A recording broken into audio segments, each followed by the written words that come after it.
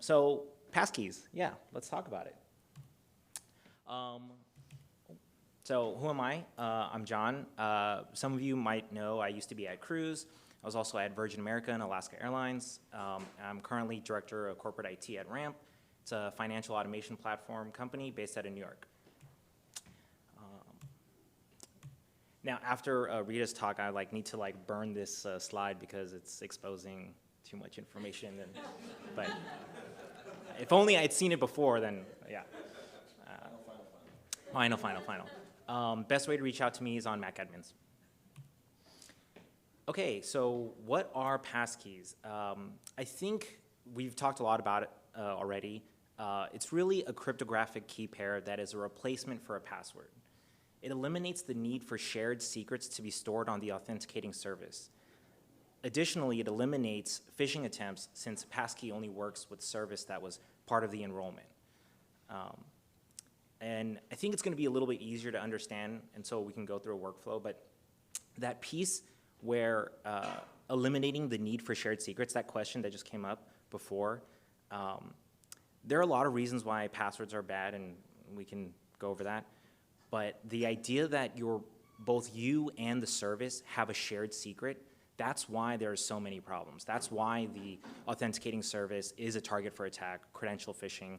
I think the Verizon data breach report just came out, and it consistently ranks like top 5 of ways companies are breached is through phishing attacks. So, yeah. So let's take a look at our B. He wants to set up a passkey. Roaming authenticators are basically the FIDO terminology for a phone. So let's say he wants to log into Okta or OneLogin. He's going to get a QR code. This is part of the enrollment ceremony, and it's actually really secure because there's a Bluetooth connection made so that if someone takes a photo of that QR code, they're not going to be able to set up the passkey because the device and the roaming authenticator that is setting it up need to be literally physically next to each other, which is a very high degree of authenticating that passkey is securely being generated. Then they're going to want to log in on mobile, and they're going to get this prompt. Do you want to sign in with the passkey? They're going to use their biometric, their BID, I guess. Could have changed that slide. And then they're going to be in. And this is how passkeys can qualify for 2 factors and why it's so secure, because it hits something you have and also something you are, the biometric wrapper around having access to the passkey. So why passkeys? You probably, hopefully you're not on that side of the picture. You're likely in one of 2 camps though. If you have MFA, depending on your security requirement, you were generally in a good place. However, like I was mentioning, with the recent uptick of phishing attacks and MFA weaknesses that are being exploited, this is actually no longer the case.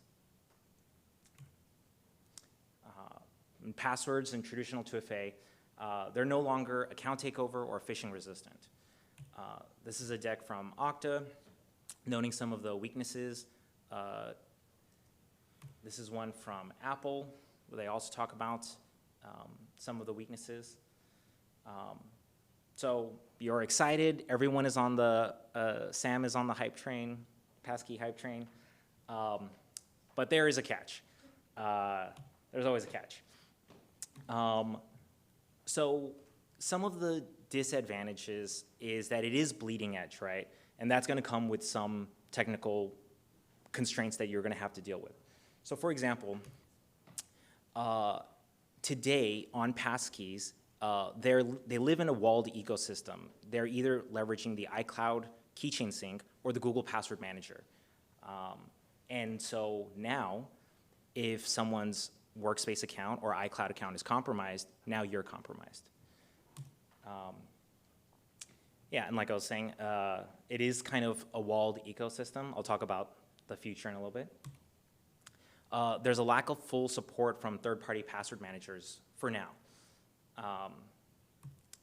And then it's not AL3 compliant under its current implementation due to the lack of adoption of device-bound keys.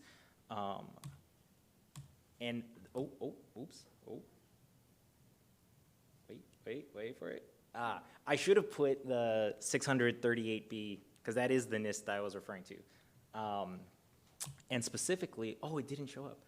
Okay, oops, oh no. In the NIST 663B, it does specifically call out that multi-factor cryptographic software authenticators should discourage and shall not facilitate the cloning of secret key onto multiple devices, which is exactly what is happening with iCloud and Google Password Manager.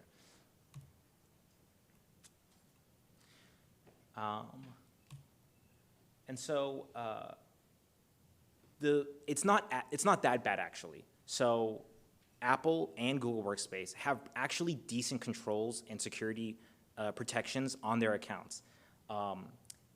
Both require the PIN code of the original device if you are trying to set up the password manager or the iCloud keychain sync.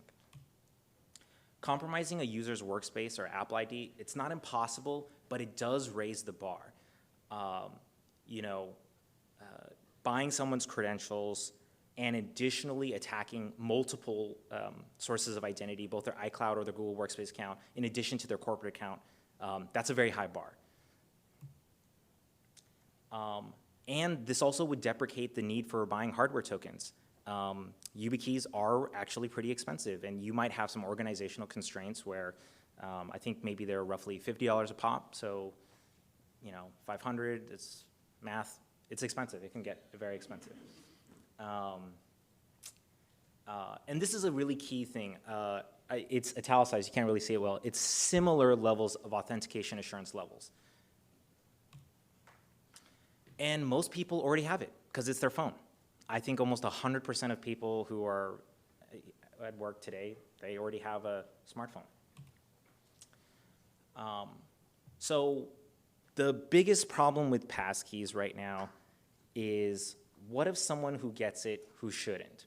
The enrollment ceremony is so great, the Bluetooth verification, the QR code, it's so fast. You can set up a passkey literally within like less than a minute. It's so great. But this problem is something that we have to be concerned about.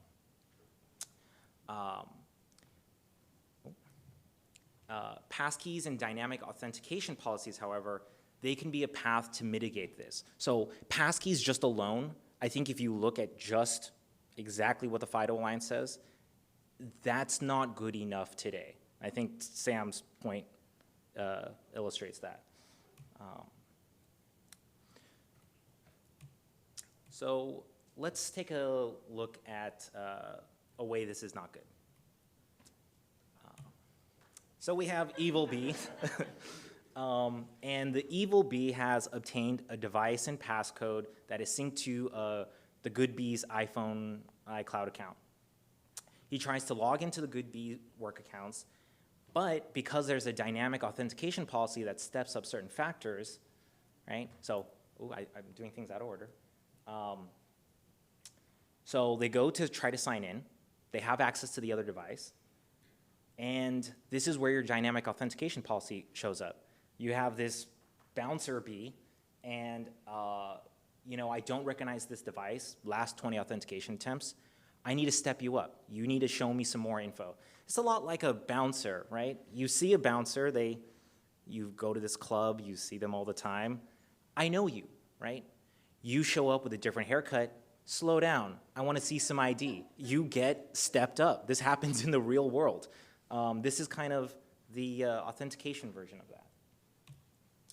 And this Evil Bee doesn't know your knowledge base factor, and so they're denied. So, thwarted. Bad bee. By stepping up and forcing a user to provide additional factors when a new device is detected at login, this mitigates, in my opinion, one of the biggest risks with passkeys today. And most IDPs support this dynamic risk-based login approach, like Okta, Ping, Think1Login, others. Okay, this is MacDevOps after all, so I wanted to talk a little bit about Apple's history. In 21, it's announced, it's kind of beta. There's a lot of features listed, as you can see here. In 22, there was a little more official announcement, not as much feature-rich things here. And then in 23, literally a couple of weeks ago, and I think this is a perfect example of enterprise last, 3 years after the announcement, hey, some admin controls, managed Apple IDs, attestation that the Passkey creation only happens on managed devices. This was just released. But not really, because the biggest update requires managed Apple IDs, and that could be a deal breaker for some orgs. It's very likely that every org on Earth is not leveraging managed Apple IDs, and in some cases may not be able to. And also the controls on Passkey creation only work if the relying parties like Best Buy or Okta or any other service actually support them. So it's been announced. I imagine in the future there's going to be some change, but today it doesn't really matter because no one is actually supporting that.